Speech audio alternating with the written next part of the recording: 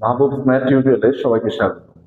পঞ্চম হতে চাকরি পরীক্ষা পর্যন্ত পাটিগণিতের বেশ গুরুত্বপূর্ণ কয়েকটি প্রশ্নের মধ্যে আজকে একটি গুরুত্ব প্রশ্ন নিয়ে আমরা হাজির হলাম। তো আমরা প্রশ্নটি দেখতে পাচ্ছি যে একটি ঘড়ি 110 টাকায় কিনে 10% লাভে বিক্রয় করা হলে বিক্রয় মূল্য কত?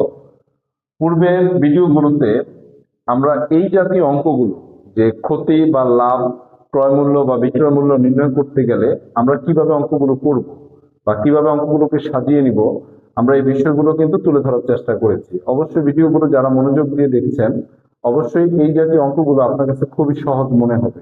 তো আমরা দেখি অঙ্কটি, যে একটি ঘড়ি 110 টাকায় কিনে 10% লাভে বিক্রয় করা হলে বিক্রয় মূল্য কত? যেহেতু 10% লাভে বিক্রয় করা হলো, তাহলে আমরা বলবো যে 10% লাভে 10% লাভে বিক্রয় মূল্য। তাহলে নিশ্চয়ই, যেহেতু 10% মানে 100 আর 10 মানে তার সাথে 10 যোগ হবে, কেন? লাভের যোগ। লাভ মানে ওই 100-র সাথে যোগ। তাহলে আমরা টোটাল কত পেলাম? 110 টাকা। এই 110 টাকা কি টাকা? বিক্রয় মূল্য। এবার আমাদের যেহেতু আবার বিক্রয় মূল্যই বের করতে হবে, আমরা বিক্রয় মূল্য বের করবো। যেই মূল্যটা বের করব তাকে আমরা এই বাক্যের একেবারে শেষে লিখবো। তো বিক্রয় মূল্য যদি শেষে হয়, তাহলে শুরু হবে কি দিয়ে? ক্রয় মূল্য দিয়ে। আর এখানে ঘড়ির ক্রয় মূল্য আছে কত টাকা? 110 টাকা। তাহলে আমরা ধরে নিব যে ক্রয় মূল্য 100 টাকা হলে, ক্রয় মূল্য 100 টাকা হলে, এই 100 টাকা কিন্তু আমরা ধরে নিচ্ছি যে ক্রয় মূল্য 100 টাকা হলে বিক্রয় মূল্য হচ্ছে 110 টাকা। অতএব ক্রয় মূল্য 1 টাকা হলে বিক্রয় মূল্য 110 ভাগের 100 টাকা।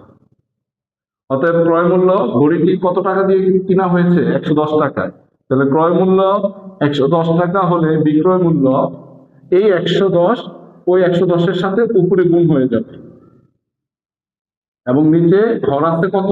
100।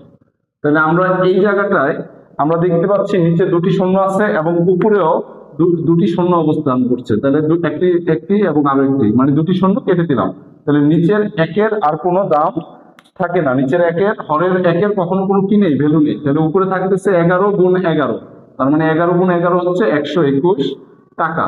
তার মানে উক্ত ঘড়িটি বিক্রয় মূল্য হচ্ছে 121 টাকা এবং যার ক্রয় মূল্য ছিল 110 টাকা এবং 10% লাভে হবে 121 টাকা।